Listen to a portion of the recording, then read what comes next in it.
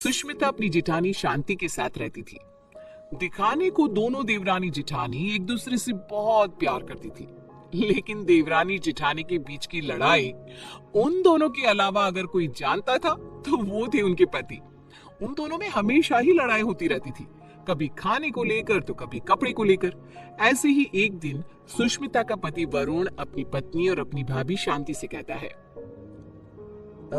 सुष्मिता भाभी और भैया, मैं सोच रहा था कि इस घर में एक नौकर रख लेते हैं, क्योंकि इस बड़े से घर में मेरी भाभी माँ और मेरी प्यारी पत्नी के अलावा और कोई नहीं रहता। इस घर की सफाई करने में इन दोनों का कितना समय बीत जाता है, ये हमारे लिए खाना कैसे बना पाएंगी। तो मैं सोच रहा हूँ कि इस घर में एक नौकर को ले आता हूँ। वरुण, आइडिया बुरा नहीं है, लेकिन इन दोनों का झगड़ा देखकर मुझे लगता है कि हमें 2 नौकर रखने चाहिए। भैया, इतना बजट कहाँ है कि हम 2 नौकर रख सके। अरे आजकल नौकर कितने महंगे हो गए। ये बात तो है। ठीक है, फिर 1 नौकर रख लेते हैं। हाँ, इस घर में नौकर ले आओ, लेकिन एक नहीं 2, क्योंकि जो नौकर मेरा काम करेगा मैं नहीं चाहती कि वही नौकर मेरी जेठानी का भी नौकर बनकर रहे। हाँ, मैं भी नहीं चाहती कि मेरा नौकर तेरा काम करे। हाँ, तो कह दीजिए ना जेठ जी को कि आपके लिए भी नौकर ले आए वो। हाँ, मेरा पति मेरे लिए नौकर तो ले ही आएगा ना, क्यों नहीं लाएगा। इस तरह दोनों के बीच एक बार फिर से झगड़ा हो जाता है। ये देख वरुण और विक्रम उन दोनों की लड़ाई में ना पड़ते हुए अपने अपने काम पर निकल जाते हैं, और काम पर जाते जाते दोनों भाई आपस में एक दूसरे से बात करते हैं। भैया, अगर यही हाल रहा तो हम लोगों को कभी भी खाना समय पर नहीं मिलने वाला। हाँ, तुम सही कह रहे हो वरुण, इसलिए आज शाम को ही हमें एक नौकर का बंदोबस्त करना होगा।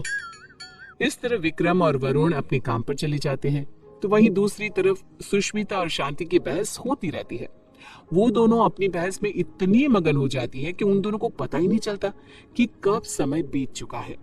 ऐसे ही शाम हो जाती है, और शाम के वक्त जब डोरबेल बजती है, सुष्मिता दरवाजा खोलती है।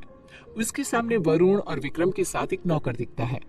उस नौकर को देखकर सुष्मिता वरुण से कहती है, अरे वाह वरुण जी, आप तो आज सुबह नौकर की बात कर रहे थे, और देखो शाम को आप नौकर भी ले आए अपने साथ। पति हो तो ऐसा, वरना ना हो।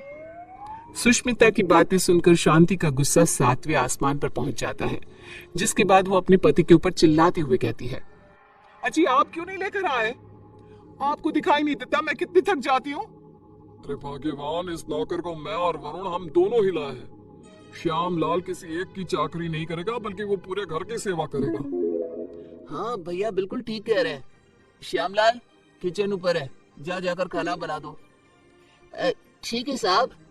श्यामलाल किचन में जा ही रहा था कि तभी शांति उसे रोकते हुए कहती है, अरे श्यामलाल, पहले तुम मेरा और विक्रम जी का खाना बना देना। इन दोनों को क्या है, इन दोनों का आराम से बनाते रहना, क्योंकि ये लेट नाइट्स होता है। ठीक है मैम साहब। अरे ऐसे कैसे? श्यामलाल, पहले तुम मेरा खाना बनाओगे। बेचारा श्यामलाल उन दोनों की बात में फंस जाता है। वो सर पर हाथ रखकर बैठ जाता है, क्योंकि उसे समझ में नहीं आ रहा था कि पहले किसका खाना बनाया जाए। ये देख अब विक्रम श्यामलाल का समय फिक्स कर देता है, और अपने समय अनुसार श्यामलाल अपना काम करता है। कुछ दिन तो घर में शांति का माहौल बना रहता है, लेकिन एक दिन श्यामलाल कपड़े धोने के लिए सुष्मिता के पास जाता है और उसे कहता है, मेम साहब, कपड़े धोने के लिए है तो आप मुझे दे दीजिए, मैं अभी आपके कपड़े धो देता हूँ। उसकी बात सुनकर शांति आती है और उसके ऊपर चिल्लाती हुए कहती है, श्यामलाल, तुम पहले मेरे कपड़े धोगे। अगर तुमने मेरे कपड़े नहीं धोए तो मैं तुम्हें नौकरी से निकाल दूंगी। जी, नाम तो आपका शांति है, लेकिन आपके अंदर ना शांति नहीं है बिल्कुल भी। अरे इस समय वो मेरे कपड़े धोएगा। श्यामलाल उन दोनों की बातें सुनकर फिर से एक बार फंस जाता है। दुखी होते हुए कहता है, मेम साहब, आप दोनों ही मुझे अपने कपड़े दे दीजिए, मैं एक साथ कपड़े धो दूंगा। नहीं, हमारे कपड़े एक साथ नहीं धुलेंगे। नहीं, हमारे कपड़े एक साथ नहीं धुलेंगे। उनकी बात सुनकर श्यामलाल बेचारा एक बार फिर कंफ्यूज हो जाता है, और वहां से मुंह लटकाए नीचे किचन में जाकर काम करने लगता है। ऐसे ही समय बीतने लगता है, और एक दिन श्यामलाल शांति के कमरे में कुर्सी पर खड़ा होकर पंखे को रगड़ रगड़ के साफ कर रहा था। ये देख सुष्मिता नौकर के ऊपर चिल्लाते हुए कहती है, श्यामलाल, तुमने आज तक इस तरह से मेरे कमरे की सफाई तो नहीं करी। अरे ऐसी कौन सी मेहरबानी करी है जेठानी जी, जो तुम उनके कमरे की इतने अच्छे से सफाई कर रहे हो?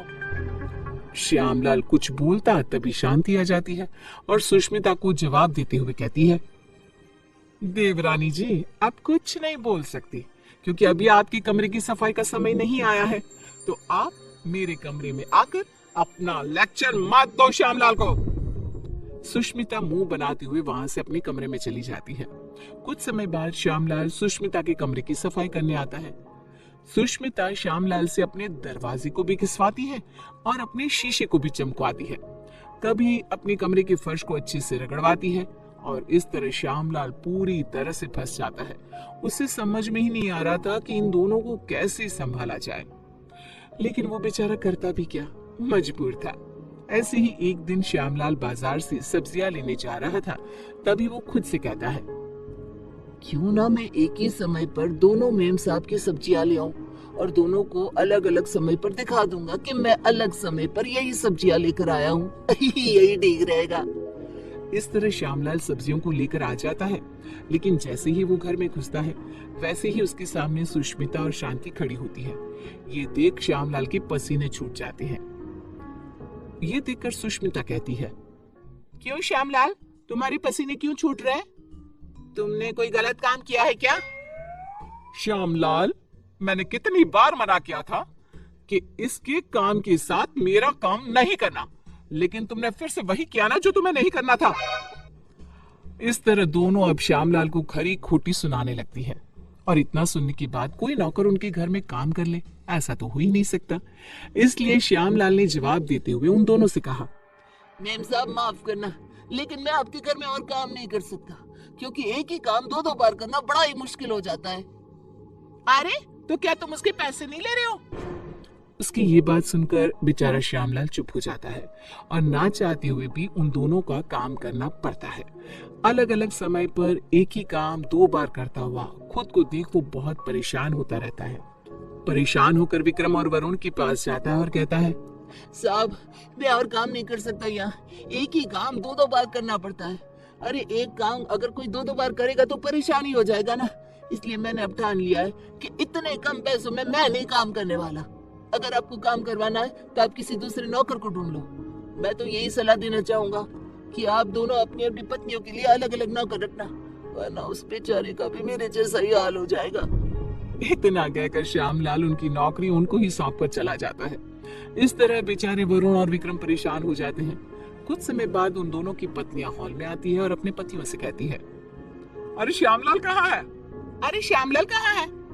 दोनों भाई एक दूसरे की तरफ देखते हैं और कहते हैं, वो काम छोड़कर चला गया। तुम दोनों ने उसके नाक में दम कर रखा था।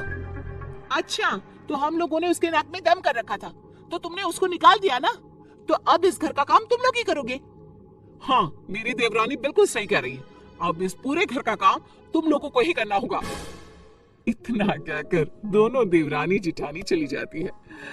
हाँ, बेचारे वरुण और विक्रम दोनों को ही घर का काम करना पड़ता है। घर की सफाई, कपड़े धोते, बर्तन धोते और खाना बनाने के बाद बेचारे दोनों ऑफिस जाते।